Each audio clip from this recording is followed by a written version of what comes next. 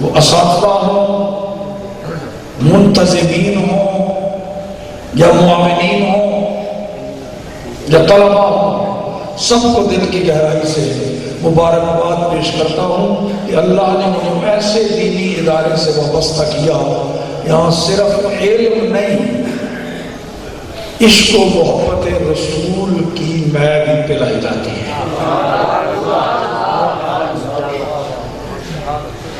اس کے بعد قرآن پاک سے جو ایک کلمہ طیبہ تلاوت کیا ہے، پوری آیت کریمہ بھی نہیں پڑھی کیونکہ پتہ ہے وقت تھوڑا ہے، نبھا نہیں سکوں گا۔ ایک کلمہ، ایک لفظ قرآن پاک کا تلاوت کیا ہے، اس پر مختصر سا خطاب کرنے سے پہلے عرض کر دوں، ہمارا اہل سنت و جماعت کا ہمارے اسلاف سے اب تک اجماعی عقیدہ ہے، اس میں آپ کو بھی شریک کروں گا، مشترکہ حاضری ہوگی، اس کے بعد آپ بے شک خاموشی سے بیٹھے رہیے گا، میں چند منٹ اپنے حاضری لگواؤں گا، مگر وہ عقیدے میں آپ کو بھی دعوت دوں گا ساتھ شامل ہونے کی۔ وہ ایک عقیدہ بیان کرنا ہے شروع میں، اس کا بھی ایک خاص پس منظر ہے، علماء سمجھتے ہیں کہ وہ عقیدہ کیوں بیان کر رہا ہوں۔ ہمارا عقیدہ یہ ہے، ہمارے آقا امام الانبیاء محمد مصطفیٰ احمد مجتبیٰ ساری کائنات، کل مخلوقات، پہلوں میں پچھلوں میں، نبیوں میں رسولوں میں، ملائکہ میں، آسمانی زمینی مخلوق میں، سب سے افضل اور اعلیٰ ہے۔ کوئی آپ کا ہم سر ثانی ہم پلہ کائنات میں اللہ نے پیدا ہی نہیں فرمایا، ہونے کا تو سوال ہی پیدا نہیں فرمایا۔ صرف یہ کہہ دینا ناکافی ہے کہ ہمارے آقا کی مثل اور نظیر کوئی نہیں۔ ہمارے عقیدے کی ترجمانی صرف ان لفظوں سے نہیں ہوتی، اہل سنت ترجمانی کہ ہمارے آقا جیسا کوئی نہیں۔ ہمارا عقیدہ یہ ہے کہ ہمارے آقا جیسا کوئی ہو سکتا نہیں۔ اس کو عقیدہ امتناع النظیر کہا جاتا ہے، ممتنع ہے، محال ہے ہمارے آقا کے برابر کوئی اور کائنات میں ہو سکتا ہے۔ سب سے بلند و بالا، افضل اور اعلیٰ ہمارے آقا صلی اللہ تعالیٰ علیہ وآلہ وسلم۔ یہی عقیدہ قرآن سے بھی ثابت، یہی نبی پاک کے اپنے فرمان سے بھی ثابت، یہی صحابہ اکرام کے ارشادات سے، اور اس کے بعد ائمہ دین آج تک علماء حق میں سے کسی نے اس کا اختلاف نہیں کیا۔ اب قرآن پاک میں بے شمار آیات، صرف ایک آیت سے رحمت سارے نبی ہیں، ہر نبی اپنی امت کے لیے رحمت بن کے آیا، پر رحمت للعالمین صرف ایک ہی ہے۔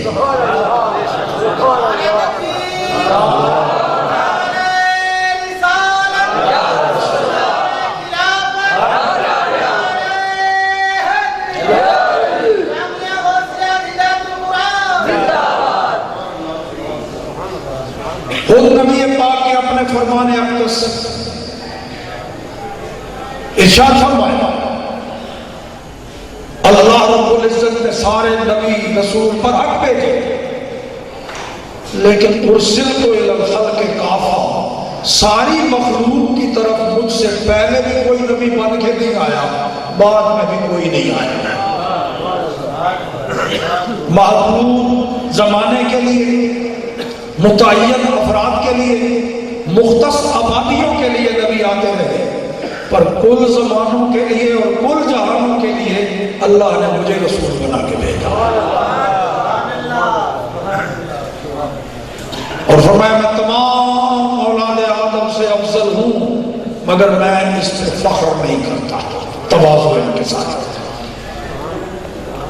اس کے بعد یہی عقیدہ تمام صحابہ کرام کا، نبی پاک کے سامنے صحابہ نے اسی عقیدے کو بیان کیا،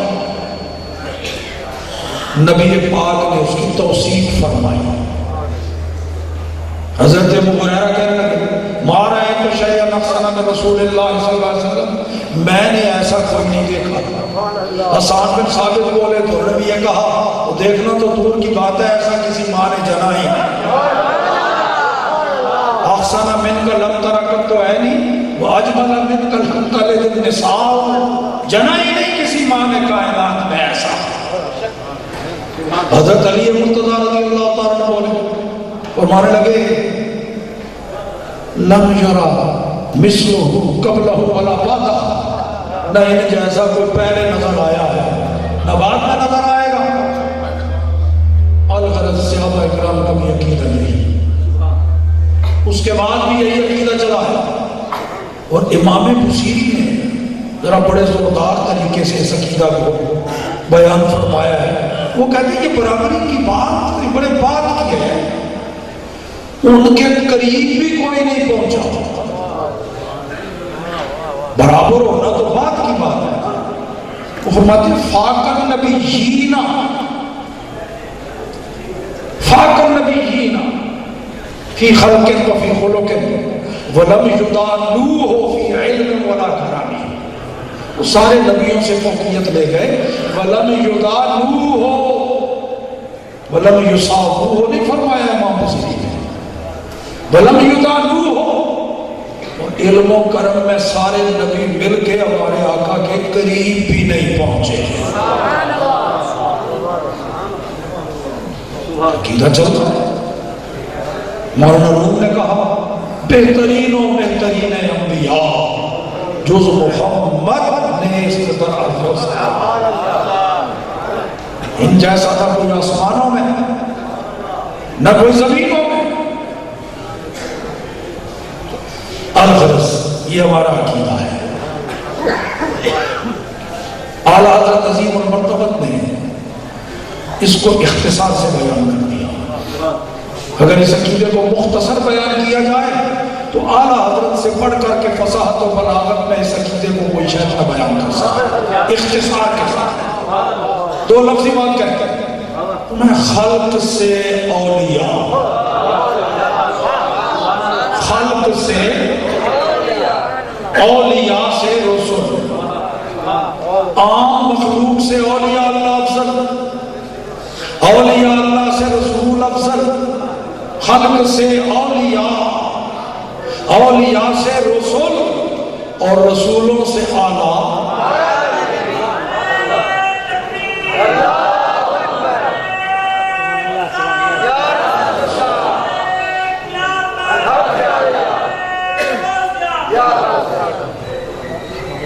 اختصار اور اجمال میں یوں بات ہو گئی، تھوڑا سا اگر اس کو چند منٹوں میں کھول لے اور آپ کو بھی ساتھ لے کے چلو۔ اصول یہ ہے ایک درجے کا فرق ہو مخلوق کی انواع میں یا افراد میں، ایک درجے کا فرق ہو، کوئی بندہ کہے میں اس فرق کو نہیں مانتا برابر ہے، سارے کہتے ہیں پاگل ہے۔ مثال کے طور پر سمجھانے کے لیے، ویسے کسی کی بے عزتی کرنا مقصود نہیں، خانہ خدا میں بیٹھا ہوں مسجد میں اور پھر مفتی صاحب کی بلا ان کی موجودگی میں ایسی بات ہے موجودگی اس واسطے کہہ رہا ہوں صدر ہر جا کے نشیلت صدر آستا، آپ یہ کہیں کہ وہ سامنے تو بیٹھے نہیں ہیں، یہ بار بار بار صدر ہر جا کے نشیلت صدر۔ بےزتی کرنا مقصود نہیں ہے، کوئی اپنی بےزتی خود کر لے تو اس کا اپنے ذمہ دار نہیں۔ اب دیکھو نا سورج کا کام روشنی پھیلانا ہے، کسی کو تکلیف پہنچانا تو نہیں۔ ایک جانور ایسا بھی ہے جس کو سورج سے چڑ ہے، چمگادڑ جس کو کہتے ہیں، شپرا چسا، اور سورج چڑھتا ہے تو وہ ادھر ادھر بھاگتی غاروں میں پناہ لیتا پھرتا ہے، تو اس میں سورج کا کیا قصور ہے؟ اگر سورج کی روشنی اس کو موافق نہیں تو اس کے اپنے مزاج کا فطور ہے، سورج کی روشنی کا کوئی قصور نہیں۔ اب نبی پاک کی عظمت کو بیان کر کے ایمانی نور کی شعاعیں جب پھیلائیں، کسی کے مزاج کے موافق نہ آئیں تو اس کے مزاج کا قصور ہے، اس کا کیا کرنا ہے؟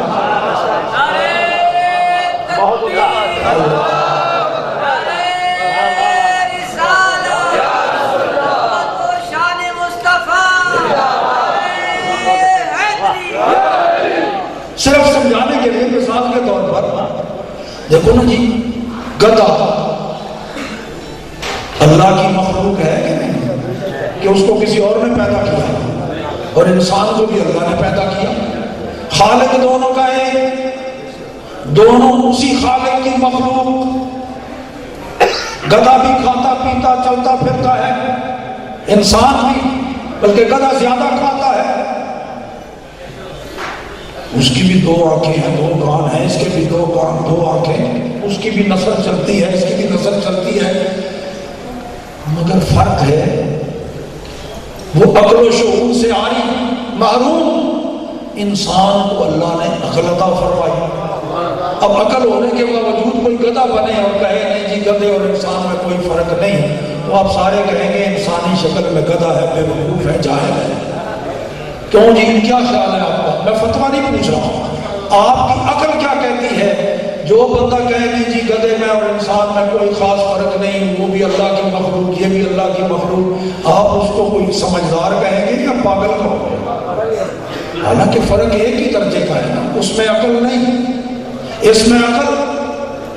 ایک درجے کا فرق مٹا کے برابری کا دعویٰ کیا تو پرلے درجے کا بے وقوف جاہل، سارے آپ یہی کہیں۔ اور ایک عام انسان میں اور امام الانبیاء میں صرف ایک درجے کا فرق نہیں، 27 درجوں کا فرق۔ ایک درجے کے فرق کو مٹا کے برابری کا دعویٰ کرے تو سارے حاضرین مجلس، بچے سے لے کر کے بوڑھے تک، بلکہ ہر عقل مند پورے زمین پر کسی سے پوچھو کہو پرلے درجے کا بے وقوف ہے۔ ایک درجے کا فرق، تو جو 27 درجوں کا فرق مٹا کے کہے عام انسان میں اور امام الانبیاء میں کوئی خاص فرق نہیں، تو 27 گنا بڑا جائے اور پرلے درجے کا پاگل ہوگا۔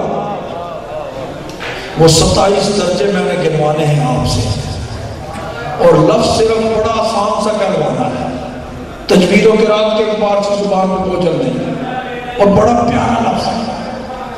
جو جو مراتب گنتے جائیں گے انشاءاللہ ایمان تازہ ہوتا چلا جائے گا۔ ایک سے ایک افضل، اس سے کوئی اور افضل، وہ کتنی افضلیتیں جمع ہو، پھر دور بلندیوں پر جا کے کہیں مقام محمدی آتا۔ عوام انسان میں تو کافر انسان بھی داخل ہے، لیکن کیا کوئی کہہ سکتا ہے کہ کافر انسان اور مومن برابر ہے؟ فرق ایک درجے کا، اس کے پاس ایمان نہیں، اس کے پاس ایمان ہے۔ تو لفظ افضل آپ میرے ساتھ کہتے چلیں، لفظ افضل بڑا آسان ہے۔ اللہ، عام انسان سے، کافر انسان سے مومن انسان، اور ہم جیسے گناہگار مومن سے صالح مومن، صالح سے شہید، شہید سے متقی، متقی سے مجتہد۔ اچھا جی صاحب نے نہیں بولنا، جن کے دل میں واقعی یہ عقیدہ ہے صرف وہ بولے، جن کے دل میں نہیں ان کو بولنے کی دعوت اس لیے نہیں دیتا کہ دل میں کچھ اور ہو، زبان سے کچھ اور کہے، اس کو منافقت کہتے ہیں۔ تو میں اللہ کے گھر میں بیٹھ کے منافقت کی دعوت نہیں دیتا۔ ہاں واقعی جس کے دل میں یہی عقیدہ ہے وہ بے شک زبان سے بولے، اور جن کے دل میں یہ عقیدہ نہیں وہ نہ بولے، ورنہ منافقت ہو گئی، کیونکہ دل میں ہے نہیں یہ، زبانی تماشا کرتے رہے، ایسا دل میں ہے پھر بولے۔ مجتہد سے اوتاد، اوتاد سے ابدال، ابدال سے قطب، قطب سے قطب الاقطاب، قطب الاقطاب سے غوث، غوث سے غوث اعظم، غوث اعظم سے تابعی، تابعی سے صحابی، عام صحابی سے انصار صحابی، انصار سے مہاجر صحابی، انصار و مہاجرین میں بیعت رضوان والے، بیعت رضوان والوں سے احد والے، احد والوں سے بدر والے، بدر والوں میں عشرہ مبشرہ، عشرہ مبشرہ میں خلفائے راشدین، خلفائے راشدین میں صدیق اکبر، خلفائے راشدین میں صدیق اکبر، خلفائے راشدین میں صدیق اکبر، صدیق اکبر سے نبی، نبی سے رسول، رسولوں میں اولو العزم، اولو العزم میں جناب خلیل اللہ، اور جناب خلیل اللہ سے محمد رسول اللہ۔ یہ ہمارا عقیدہ۔ اب قرآن پاک کا جو ایک کلمہ شریفہ پڑھا ہے سورۃ الفتح ہے، آیت نمبر 9 ہے، اس آیت میں اللہ نے 3 احکام ارشاد فرمائے، میں نے ان میں سے ایک لیا ہے وَتُعَزِّرُوهُ۔ عام اس کا اردو مترجمین ترجمہ یہی کرتے ہیں، اور میرے رسول کی تعظیم کرو۔ عالمین کا مرجع مفسرین کے اقوال کے مطابق رسول، پیچھے ذکر آ گیا ہے تؤمنوا باللہ ورسولہ، وَتُعَزِّرُوهُ، تعظیم کرو اس رسول کی، اللہ کے محبوب کی۔ تُعَزِّرُوهُ تھوڑا سا نقطہ علمی ہے لیکن انداز آسان ہو۔ علماء کرام تمہارا علماء ہوئے، عوام بھی انشاءاللہ سمجھیں گے، یعنی اس علمی بات کو بھی بڑے آسان لفظوں میں پیش کرنے کی سعی کروں گا۔ تُعَزِّرُوهُ، اللہ فرما رہا ہے میرے رسول کی تعظیم کرو۔ سوال یہ پیدا ہوتا ہے، تعظیم خود لفظ عربی کا ہے، فصیح و بلیغ عربی، قرآن پاک میں استعمال ہوا ہے، حدیث میں بھی استعمال ہوا ہے۔ جب اس کا معنی تعظیم کرنا ہی ہے تو خود لفظی تعظیم کیوں نہیں رب نے ارشاد فرما دیا؟ جب معنی وہی ہے، ترجمہ بھی وہی ہے، تو وہ کوئی اجنبی زبان کا تو لفظ ہے نہیں، یا غیر فصیح عربی زبان کا لفظ نہیں۔ پھر تُعَزِّرُوهُ کہہ کے تُعَزِّرُوهُ والا ترجمہ جو کرنا ہے تو خود یوں ہی ارشاد فرما دیتا وہ تُعَزِّرُوهُ، وہ میرے محبوب کی تعظیم کرو۔ ظاہر ہے کلام رب کا ہے، اور رب حکیم ہے، حکیم کا کوئی فعل حکمت سے خالی ہوتا نہیں، تو یہاں بھی تُعَزِّرُوهُ نہیں فرمایا، تُعَزِّرُوهُ فرمایا ہے، تعظیم کے بجائے تعظیم کا لفظ فرمایا۔ اس میں بھی ضرور کوئی راز ہے، کوئی حکمت ہے۔ اس حکمت سے پردہ اٹھا دیا امام مبرر قاضی اعجاز رحمۃ اللہ تعالیٰ علیہ فرماتے ہیں قال المبرر هو شیخ التفسیر والعربیہ، امام مبرر جو شیخ التفسیر بھی ہیں، شیخ العربیہ بھی ہیں، عربی لغت کے بھی پیشوا امام، مفسرین کے بھی سردار، وہ ترجمہ یہ کر رہے ہیں تُعَزِّرُوهُ ہوگا تُبَالِغُوا فِي تَعْظِيمِهِ۔ اب مسئلہ حل ہو گیا کہ تُعَزِّرُوهُ کا معنی ہے معاذ سادہ عام معمول کی تعظیم، جبکہ رب کو مطلوب ہے یہاں مبالغہ تعظیم رسول میں، تو یہ معنی مبالغے والا تو تعظیم میں نہیں تھا، تُعَزِّرُوهُ میں تھا۔ اس واسطے رب نے حکم یہ دیا کہ میرے محبوب کی تعظیم میں مبالغہ کرو، اور یہ معنی تُعَزِّرُوهُ کا ہو سکتا تھا، تُعَزِّرُوهُ کا نہیں۔ معلوم ہو گیا معاذ سادہ تعظیم رب کریم کو مطلوب نہیں، محبوب کی تعظیم میں مبالغہ مطلوب ہے، اس واسطے لفظ ہی وہ ارشاد فرمایا جس کے معنی میں مبالغہ داخل ہے۔